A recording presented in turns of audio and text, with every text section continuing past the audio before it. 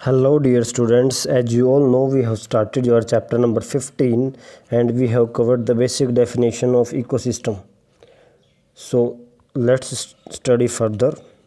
So in the last lecture we have done the definition of ecosystem, in which we have studied that ecosystem is having the living component as well as the non living component. तो उसके अंदर एक living component होता है जिसके अंदर maximum आपके living organisms आते हैं, प्लांट्स आते हैं, एनिमल्स आते हैं। जो भी लिविंग है वो बायोटिक कंपोनेंट या लिविंग कंपोनेंट के अंदर आता है। इसके साथ साथ वहाँ पर एबायोटिक कंपोनेंट्स होते हैं। बायोटिक कंपोनेंट्स के अंदर वहाँ पर वाटर कितना है, रेनफॉल कितना है, सॉइल कैसी है, विंड कैसा है, टेम्परेचर कैसा है, तो ये सब आते हैं आपके। तो देखिए थोड़ा सा रिवाइज करते हैं पीछे का। An ecosystem consist of biotic components which is having all the living organism as well as abiotic components which is having physical factors like temperature, rainfall, wind, soil and minerals। तो इसमें हमने example पढ़ा था इसके बारे में, garden ecosystem, जिसके अंदर हमने अलग अलग लिविंग कंपोनेंट्स को देखा और नॉन लिविंग कंपोनेंट्स के देखा। लास्ट में हमने जाना था कि जो इकोसिस्टम है इसको हम दो भागों के अंदर बांट सकते हैं। पहला होता है नेचुरल इकोसिस्टम और एक होता है मैन मेड या फिर आर्टिफिशियल इकोसिस्टम। आगे बढ़ते हैं।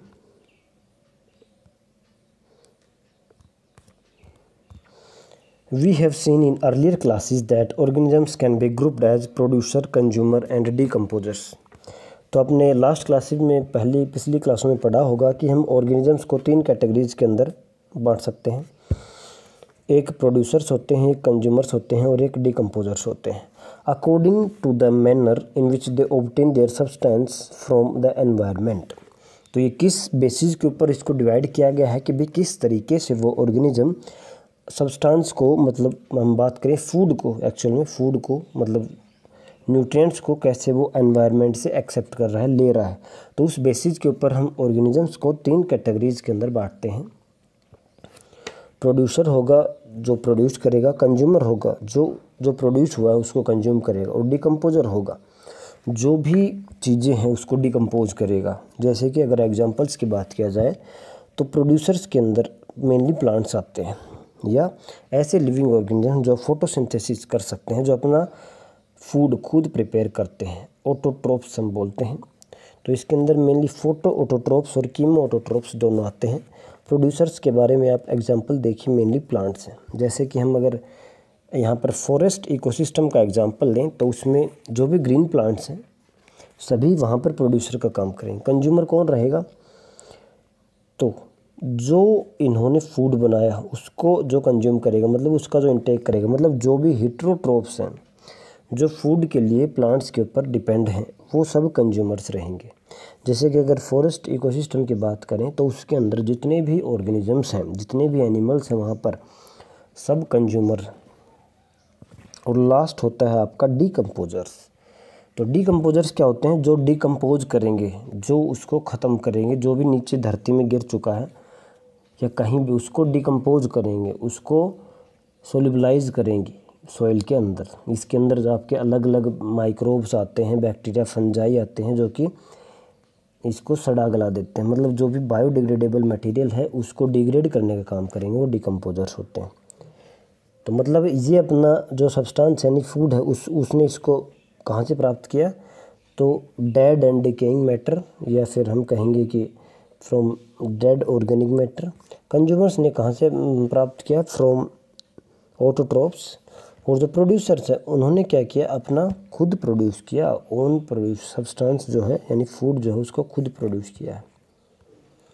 Late us recall what we have learn through the self sustaining ecosystem created by us above. तो एक सेल्फ सस्टेनेबल इकोसिस्टम मतलब एक ऐसा इकोसिस्टम जो खुद ही अपने आप को मेंटेन किया हुआ है। यदि हम बाहर से उसको कुछ भी ना मिले तब भी वो अपने आप को मेंटेन रखेगा।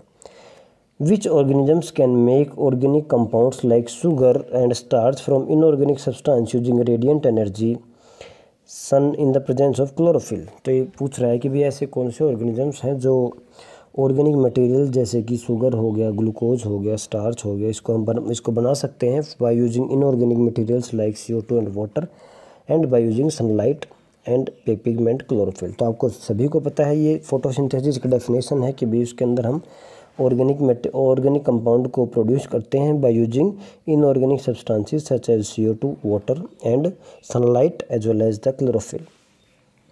तो देखिए, all green plants and certain bacteria which can produce food by photosynthesis come under the category are called producer. तो प्रोड्यूसर किसको बोला गया? जो भी फोटोसिंथेसिस कर सकते हैं।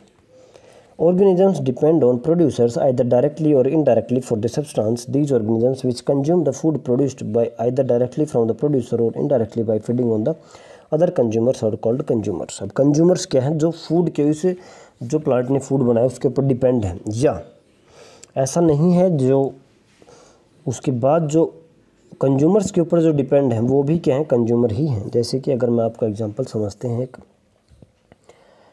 फॉरेस्ट की बात करते हैं तो सबसे पहले फूड बनाता है आपका प्लांट्स। तो हम कहेंगे पहले जो प्रोड्यूसर हो गया प्लांट।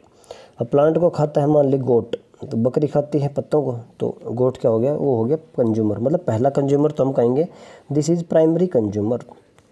अब गोट को मान लो खाएगा लोयन, लोयन क्या हो गया? Secondary consumer. मतलब ये भी क्या है? कंज्यूमर ही है। अब मान लीजिए गोट की डेथ हो चुकी है और वो मर चुकी है और उसको मिट्टी में पड़ी हुई है वो। अब यहाँ पर किसका काम आएगा? डिकम्पोजर्स का। जो भी माइक्रो ऑर्गेनिज्म प्रेजेंट है वहाँ पर इस गोट को डिकम्पोज करेंगे, धीरे धीरे इसकी हड्डियों को सड़ाएंगे गलाएंगे। ये कम समय का काम नहीं है, काफ़ी लंबा समय लग सकता है।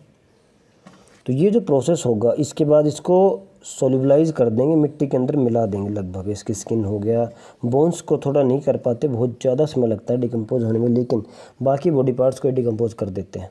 तो वो कहाँ से आ गया? डिकम्पोजर्स। तो आपको समझ में आया होगा, प्रोड्यूसर प्लांट हो गया, कंज्यूमर गोट हो गया, लोयन हो गया, या बीच में और भी कोई आता है। मान लीजिए प्लांट्स को बर्ड्स भी खाते हैं, तो बर्ड्स को मान लीजिए कुछ कोई और खा रहा है, फिर उसको कोई और खा रहा है, तो एक चेन बनी हुई है जिसको हम फूड चेन कहते हैं। आप आगे पढ़ेंगे अभी।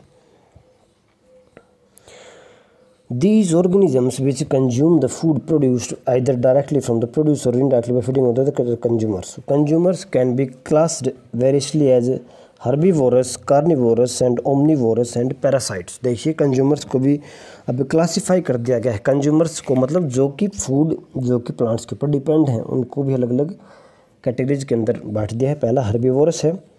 हर्बीवोरस क्या है? जो कि हर्ब्स खाते हैं, जो कि प्लांट्स को खाते हैं। दूसरा है कार्निवोरस। कार्निवोरस मतलब जो कि एनिमल्स को खाते हैं, विच फीड ऑन एनिमल्स, जैसे कि हम कहें कि मीट खाते हैं।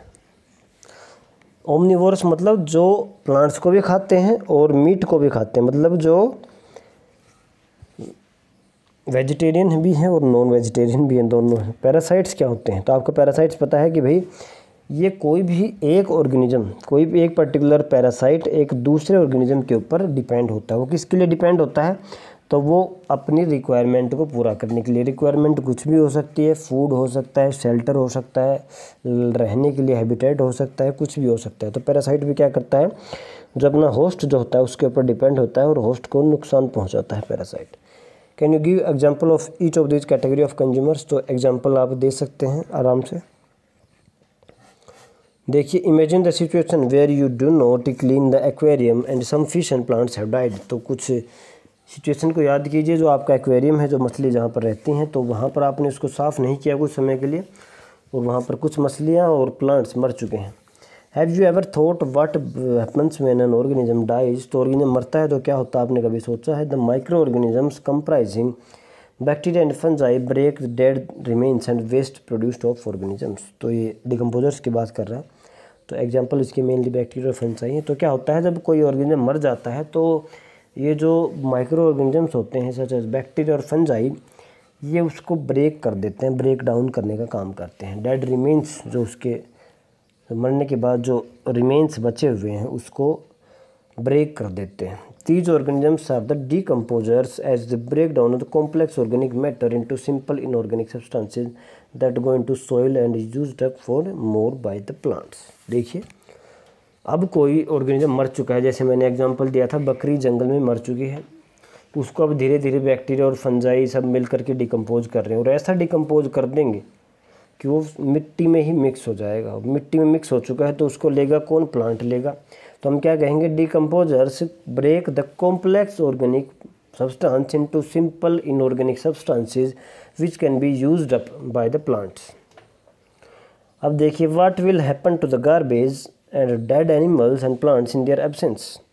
तो क्या होगा कि अगर ये डिकम्पोजर्स ना हो तो हमारा सब इकोसिस्टम, सब नेचर वो इम्बैलेंस हो जाएगा। What will be the natural replenishment of the soil take place even if the decomposers are not there. तो जो मिट्टी का दोबारा से रिप्लेनिशमेंट हो रहा है उसका क्या ऑप्शन रहेगा।